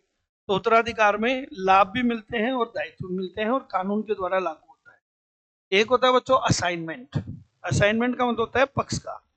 एक पक्षकार ने अपने कुछ अधिकार दूसरे को दे दिए, तो केवल लाभों का ट्रांसफर किया जा सकता है, इसको कहते हैं समनुदेशन। एक टॉपिक आता है अगर अनुबंध में समय सार्थत्व हो तो। इसका मतलब काम आपको कैसे करना है, समय पे करना है। और समय बहुत असेंशियल था। जैसे आपकी शादी है और शादी वाले दिन आपने बैंड बाजे वाले को बुक कर लिया, बैंड बाजे वाले दिन उस दिन नहीं आए और अगले दिन आए, बोला हाँ जी बजाना है बैंड, तो आप क्या कहोगे, बच गया मेरा तो कल ही। तो यहाँ पे समय सार्थत्व है। अगर समय सार्थत्व तो अनुबंध को समय पे पूरा करना पड़ेगा। समय पे पूरा नहीं किया तो सामने वाला पीड़ित पक्षकार हो गया, वो अनुबंध को व्यर्थ नहीं मान लेगा। और जहां सार्थत्व नहीं है तो कोई दिक्कत नहीं है, अनुबंध व्यर्थ नहीं होगा, बस आपको जो नुकसान हुआ उसकी क्षतिपूर्ति ले सकते हो। जैसे मान लीजिए हमने कहा कि आपका कोर्स 2 महीने में करा देंगे, 2 महीने में नहीं करा पाए, 2 महीने 10 दिन में करा पाए, तो 10 दिन का आपको जो नुकसान हुआ वो ले सकते हो, बस। आप अनुबंध को रद्द नहीं कर सकते। पर यहाँ जब समय सार्थत्व है तो आप अनुबंध को रद्द कर सकते हो। एक होता है बच्चों असंभव कार्य करने के समझौते, जो हम पढ़ चुके हैं, जो कार्य हो ही नहीं सकता अगर उसके कोई कॉन्टेक्ट करिए तो प्रारंभ से क्या है, व्यर्थ है।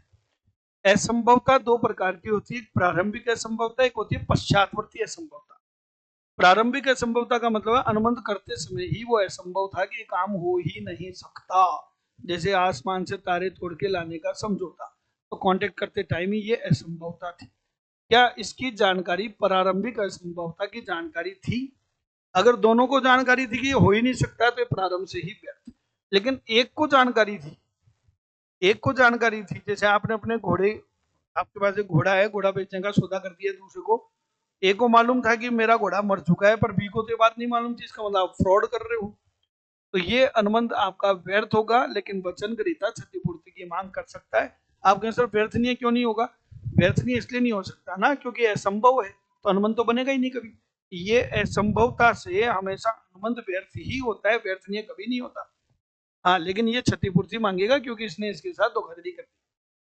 अब मान लो पश्चातवर्ती असंभवता की बात करते हैं, मतलब जब अनुबंध किया था तब कोई असंभवता नहीं थी, पर अनुबंध करने के बाद वो असंभव हो गया। जैसे आपकी सगाई हुई, जिससे वो मर गई, अनुबंध करते समय तो जिंदा ही थी, इसको कहते हैं पश्चातवर्ती असंभवता। और असंभव हो गया तो अनुबंध तो हो नहीं सकता, वॉइड हो जाएगा, सारे पक्षकार के हो जाएंगे, दायित्व मुक्त हो जाएंगे। पर असंभवता और मुश्किल में फर्क समझ लेना।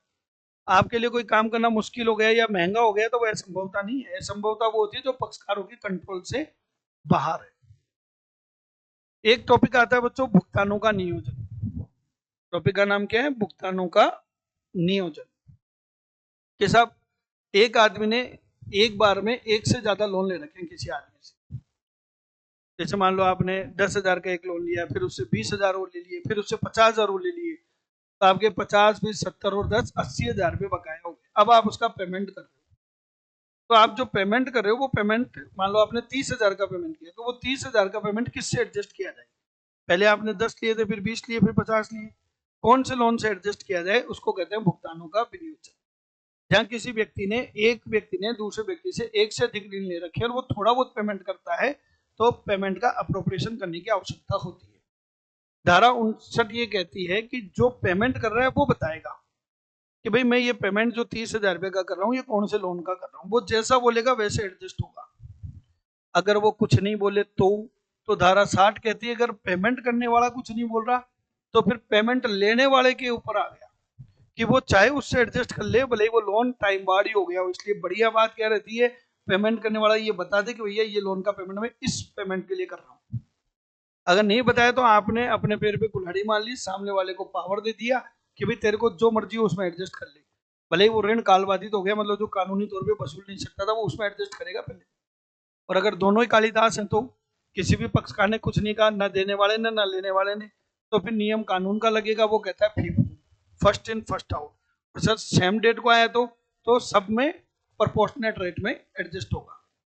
और ये आपका नेक्स्ट और आखिरी पॉइंट पढ़ रहे हैं अपन, अनुबंधों का समापन, अनुबंध भंग। ये दो टॉपिक हैं आपके। समापन का मतलब क्या होता है? अनुबंध समाप्त होना। और समापन का सबसे बढ़िया तरीका है निष्पादन, कि आप अपने दायित्व को पूरा कर दो, मैं मेरे दायित्व को पूरा कर दूं, अनुबंध समाप्त हो जाएगा। निष्पादन दो तरीके का होता है, आप पढ़ ही चुके हैं मेरे से, वास्तविक और प्रत्याशित। एक होता है कि साहब निष्पादन करना ही असंभव हो गया तो अनुबंध समाप्त हो जाएगा। एक होता है साहब अनुबंध को 2 महीने में करना था, समय व्यतीत हो गया, अनुबंध समाप्त हो जाएगा। एक होता है कि मान लो कोई कानून ही बदल गया, आपके यहाँ पे शराब की दुकान थी, कानून आया और राजस्थान को ड्राई स्टेट घोषित कर दिया गया, तो आपके अनुबंध सारे समाप्त हो जाएंगे। एक होता है कि कोई आदमी अनुबंध को तोड़ ही दे कि नहीं करूंगा साहब, मैं तो काम ही नहीं करूंगा, अनुबंध भंग कर दिया। और एक आपसी सहमति से समापन। इनमें सबसे ज्यादा जो क्वेश्चन पूछे जाते हैं वो पूछे जाते हैं आपसी सहमति से, कि दोनों पक्षकार मिलकर खुद अपनी इच्छा से अनुबंध का समापन कर रहे हैं। पहला पॉइंट आता है नवीनीकरण। मान लो आपने किसी पार्टी के साथ कोई कॉन्ट्रैक्ट कर लिया, अब आप उसको चेंज करना चाह रहे हो, तो पुराने के स्थान पर जब नया करते हो तो पुराना समाप्त हो जाता है, नया अस्तित्व में आ जाता है। यहाँ तक क्लियर है? यहाँ पर पक्षकार चेंज भी हो सकते हैं, पक्षकार सेम भी रह सकते हैं। इसका मतलब नवीनीकरण में विखंडन शामिल है, कि एक पुराना समाप्त हो गया, नया अस्तित्व में आ गया। विखंडन या निरस्तीकरण धारा 62 में है कि दोनों पक्षकारों ने तय किया कि इस संबंध को समाप्त मान लिया जाए, दोनों उसको खंडित कर रहे हैं, तो ये भंग नहीं है, क्योंकि दोनों की आपसी सहमति से हो रहा है। एक होता है परिवर्तन, मान लीजिए आपने कोई कॉन्ट्रैक्ट कर लिया पर उसको नवीनीकरण नहीं करना चाह रहे, मतलब पक्षकार सेम है, बस कुछ शर्तों को चेंज करना चाह रहे हो, तो पक्षकारों के मध्य अगर खाली शर्तों में चेंज हो रहा है तो पुराना अनुबंध परिवर्तित हो गया, पक्षकार समान रहेंगे। एक होता है बच्चों अभित्याग। जैसे मान लीजिए आप हमारे यहाँ पढ़ने आए और आपको बहुत सारे अधिकार मिले, पर आपने कुछ अधिकारों का त्याग कर दिया। आपने कहा सर रहने दो, हम पढ़ लेंगे, खुद ही पढ़ लेंगे, छोड़ दो। अगर आपने आंशिक या पूरी तरीके से मुझे छूट दे दी कि आपको ये काम नहीं करना, और ये कौन देगा छूट? हमेशा वचनग्रही था, क्योंकि उसके पास अधिकार थे, उसने अपने अधिकार छोड़ दिए। या फिर उस हमने कहा था भाई 2 महीने में कोर्स करा देंगे, आपने कहा कोई बात नहीं सर 2.5 महीने में करा देना। ये सब अभित्याग होते हैं, क्योंकि पुराना अनुबंध समाप्त हो जाता है और एक नया अनुबंध चालू हो जाता है। प्रत्यास्थापना का सिद्धांत आप मेरे से पहले भी पढ़ चुके हैं। अगर आपका अनुबंध व्यर्थनीय है, यानी कि आपकी सहमति, उत्पीड़न, अनुचित प्रभाव इनसे ली गई है, और फिर आप उस अनुबंध को रद्द कराते हो, तो जो आपने उस अनुबंध से लाभ प्राप्त कर लिए वो आपको वापस लौटाने पड़ेंगे। इसको कहते हैं प्रत्यास्थापना का सिद्धांत। आखिरी टॉपिक है बच्चों अनुबंध भंग और उपचार। देखो अनुबंध हम करते हैं कि उसको परफॉर्म किया, दोनों पक्षकार मिलकर उसको परफॉर्म करना चाहते हैं, लेकिन यहाँ क्या हो रहा है कि कोई एक पार्टी अपने दायित्व से पलटी मार जाए, यानी कि वो दायित्व का निर्वाह नहीं करे, इसका मतलब उस अनुबंध को तोड़ दिया। तोड़ने के दो तरीके हैं, वास्तविक भंग और एक प्रत्याशित भंग। वास्तविक भंग में क्या होता है, जिस दिन ड्यू डेट आती है आपकी, उस दिन आप पलटी मार दो। यानी कि आज मान लीजिए मेरे को 100 बोरी गेहूं देना था, मैं आज मना कर दूं भाई साहब नहीं है, मैं तो नहीं दे पाऊंगा। और एक आप मान लो 2 महीने बाद 100 बोरे गेहूं देने थे, आपने 10 दिन बाद ही कहा भाई साहब मेरे भरोसे मत रहना, मैं नहीं दे पाऊंगा। देय तिथि से पूर्व है तो प्रत्याशित, और देय तिथि पर है तो वास्तविक। अब देय तिथि पे एंड टाइम पे आपने मना कर दिया, तो पीड़ित पक्षकार क्या ही कर सकता है, आपसे हट जाने की मांग करेगा, बस बात खत्म।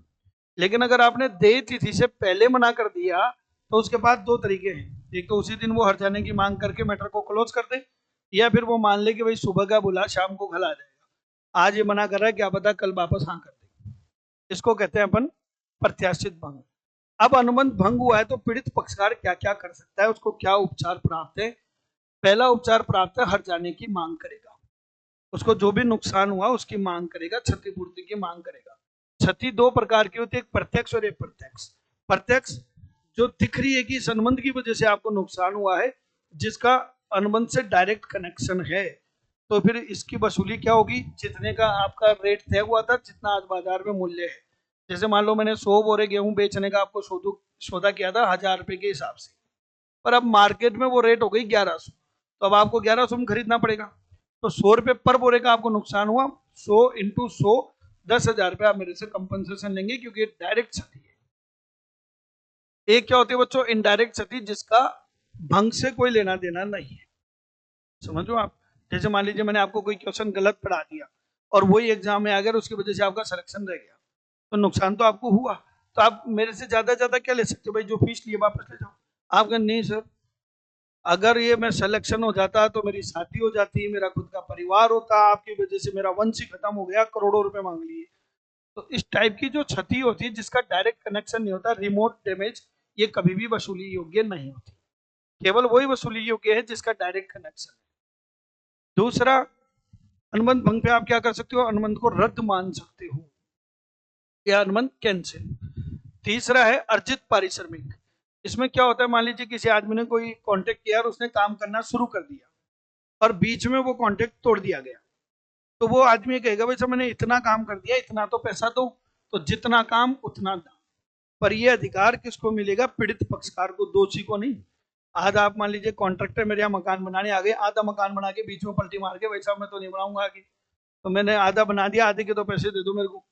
तो यहाँ पर कोर्ट क्या कहता है, भाई दोषी पक्षकार को थोड़ी अधिकार मिलेगा, इसको मिलेगा पीड़ित पक्षकार को, कि जितना काम उसने कर दिया उतना वो पैसा ले सकता है अगर सामने वाले ने तोड़ा है।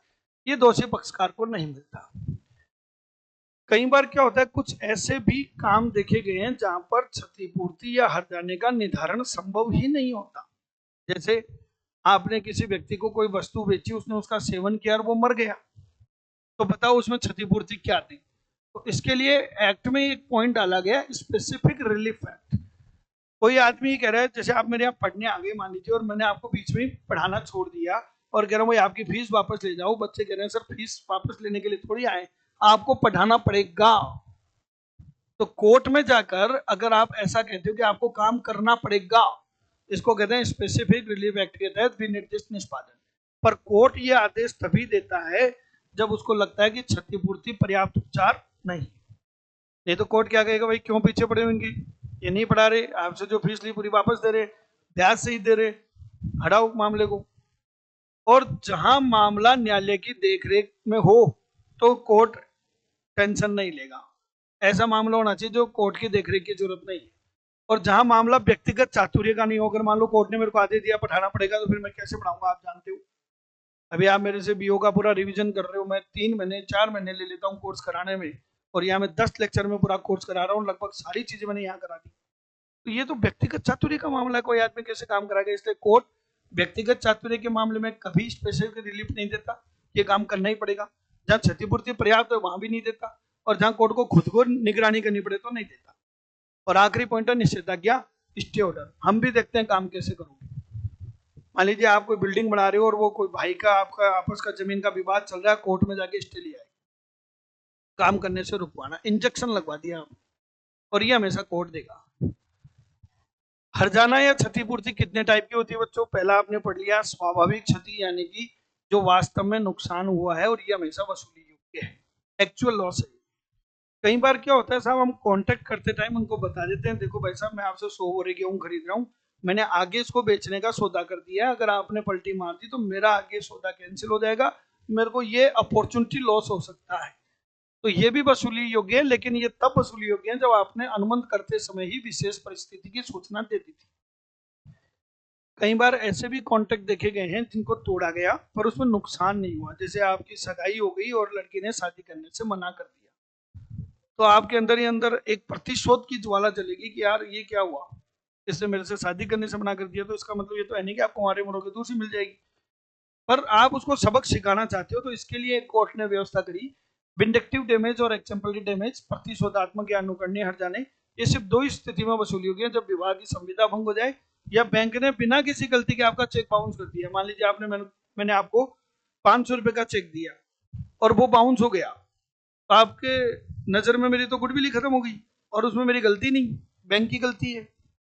इन 2 केस में आप प्रतिशोधात्मक हर्जाना ले सकते हो। एक होता है बच्चों नाम मात्र का हर्जाना, जिसमें आपको एक्चुअल में लॉस नहीं हुआ, पर आप कोर्ट में ये कहते हो साहब मुझे मेरा हक था, ये बात सामने वाले के दिमाग में डालो।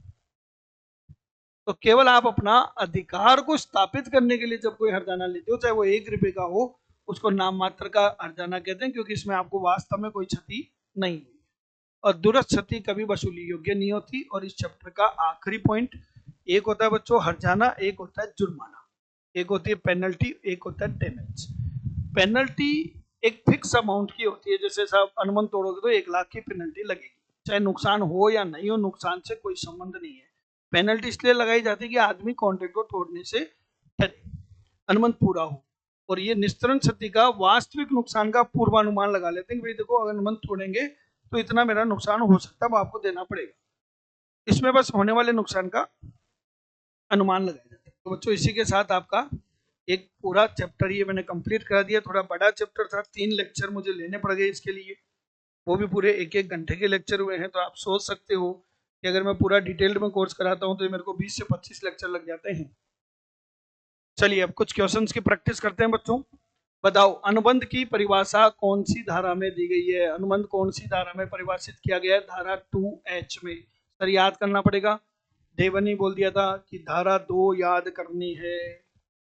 क्वेश्चन नंबर 2, कौन सा अनुबंध प्रारंभ से ही व्यर्थ है, आरंभ से ही शून्य है? किसके साथ किया गया अनुबंध? एवेस के साथ किया गया अनुबंध प्रारंभ से क्या होता है? व्यर्थ होता है। क्वेश्चन नंबर 3, उत्पीड़न, उत्पीड़न की वजह से जो अनुबंध होता है वो क्या होता है? व्यर्थनीय। उत्पीड़न की वजह से जो अनुबंध होता है वो कैसा होता है? व्यर्थनीय, शून्य करणीय। क्लियर है? पक्षकार के विकल्प पर क्या होता है? शून्य करणीय। बिना प्रतिफल का अनुबंध, बिना प्रतिफल, नो कंसिडरेशन नो कॉन्ट्रैक्ट, क्या होगा? शून्य। क्वेश्चन नंबर 5, अनुबंध का उल्लंघन करने पर पीड़ित पक्षकार को कौन सा अधिकार मिलता है? वो विनिर्दिष्ट निष्पादन भी करवा सकता है, उसको रद्द भी मांग सकता है, हर्जाना भी मांग सकता है। तो राइट आंसर क्या हो गया? उपरोक्त सभी। क्वेश्चन नंबर 6, निम्नलिखित में से कौन सा अनुबंध को व्यर्थनीय बनाता है? ध्यान से सुनना, वॉइडेबल।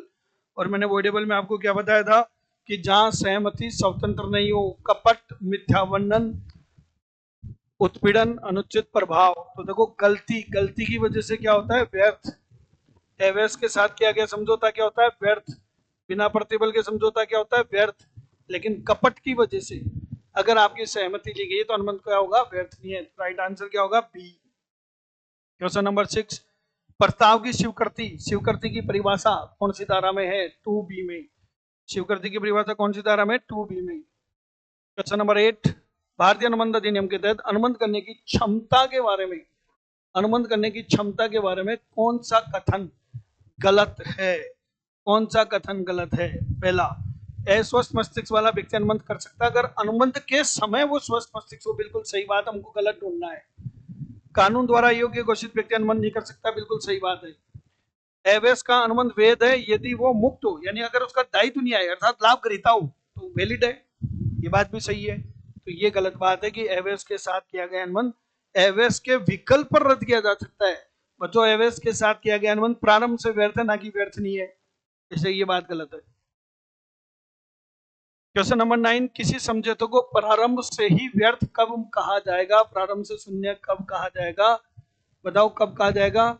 जब ये शुरू से ही अवैध है, लोक नीति के विरुद्ध है। जब शुरू से क्या है? अवैध है और लोक नीति के विरुद्ध है। देखो बाद में अगर निष्पादन करना संभव हुआ तो बाद में व्यर्थ हुआ है, प्रारंभ से थोड़ी हुआ है। और एक पक्ष निष्पादन करने में असफल रहता तो ये तो भंग हो गया, और आपसी सहमति, तो प्रारंभ से फिर अनुबंध क्यों किया? तो राइट आंसर क्या हो गया? बी। क्वेश्चन नंबर 10, कौन सी धारा कहती है no consideration no contract? No consideration no contract section 25 साफ साफ कहती है। क्वेश्चन नंबर 11, अनुबंध कानून में नियम सर्वसम्मति यानी कि कंसेंसस एड इडम का मतलब क्या होता है? Same thing in same sense, विचारों का मिलान होना चाहिए, एक जैसे ही भाव एक दूसरे के होने चाहिए, जिस भाव में आप ऑफर करें उसी भाव में स्वीकृति आनी चाहिए। कौन सा अनुबंध का डिस्चार्ज करने का तरीका नहीं है? तो साहब कैसे आप अनुबंध को निष्पादन नहीं कर सकते, डिस्चार्ज नहीं कर सकते? निष्पादन से तो होता है, बिल्कुल होता है, तो ये आंसर नहीं हो सकता। आपस में सहमति से भी होता है, और अनुबंध को अगर उल्लंघन कर दिया तो भी होगा। इसका राइट आंसर क्या हो गया? डी। बातचीत से अनुबंध डिस्चार्ज नहीं होता, या तो अनुबंध को तोड़ो या अनुबंध को परफॉर्म करो, या आपसी सहमति से होना चाहिए, बातचीत से नहीं, सहमति से होना चाहिए। क्वेश्चन नंबर 13, जब पक्षकार अनुबंध के निष्पादन से पहले ही अनुबंध को समाप्त करने के लिए एग्री हो जाते हैं, दोनों पक्षकार पहले ही समाप्त करने के लिए क्या हो जाते हैं? एग्री हो जाते हैं, तो इसका मतलब अनुबंध को वो क्या कर रहे हैं? खंडित कर रहे हैं, ये खंडन कहलाता है। क्वेश्चन नंबर 14, कौन सा निष्पादन की असंभवता के कारण अनुबंध को समाप्त मान लेगा? निष्पादन की असंभवता, डॉक्ट्रिन ऑफ फ्रस्ट्रेशंस, यानी कि निराशा की भावना आ गई कि अनुबंध हो ही नहीं सकता, हमारे कंट्रोल से क्या है बाहर है, तो अनुबंध क्या मान लिया जाएगा, रद्द मान लिया जाएगा। क्वेश्चन नंबर 15, निम्नलिखित में से किस प्रकार का उल्लंघन निर्दोष व्यक्ति को अनुबंध को समाप्त मानने का अधिकार देता है? किस प्रकार का उल्लंघन समाप्त मानने का अधिकार देता है? देखो एक्चुअल में तो वो मानने का अधिकार नहीं, वो तो हो ही गया समाप्त, क्योंकि ड्यू डेट पे मना कर दिया, क्या कर लोगे, क्षतिपूर्ति लोगे। प्रत्याशित में आपके पास में दो ऑप्शन है, चाहे तो आप अनुबंध को समाप्त मान लो, चाहे जारी मान लो, इसलिए इसका राइट आंसर आ गया 15 का बी। क्वेश्चन नंबर 16, कौन सा संयोगिक अनुबंध का एक उदाहरण है? संयोगिक अनुबंध, नगद के लिए माल बिक्री करना, ये संयोगिक नहीं है तो अनुबंध ही है, इसमें घटना तो कोई है ही नहीं। कल बारिश होने पे 10,000 का भुगतान कर दूंगा, तो ये घटना बारिश होने पर निर्भर है, इसलिए ये संयोगिक अनुबंध हो गया, तो राइट आंसर हो गया बी। क्वेश्चन नंबर 17, अनुबंध कानून के तहत एक बाजी के समझौते को आमतौर पर क्या माना जाता है? शून्य। बाजी का समझौता व्यर्थ होता है और कभी भी परिवर्तित नहीं होता। क्वेश्चन नंबर 18, दो या दो से अधिक व्यक्ति अगर संयुक्त रूप से वादा करते हैं तो उसको पूरा करने के लिए कौन उत्तरदायी है? वादे के लिए संयुक्त रूप से उत्तरदायी है, सब मिलकर पूरा करेंगे, अगर एक मर भी गया तो उसके घर वाले के साथ मिलकर पूरा करेंगे। क्वेश्चन नंबर 19, शिवकृति का खंडन कब वेद होगा? शिवकृति का खंडन कौन करेगा? शिवकर्ता। कब करेगा? जब वो शिवकृति प्रस्तावक तक पहुंचे, उससे पहले पहले, अगर उसके बाद पहुंच गई तो फिर तो कॉन्ट्रैक्ट हो गया साहब।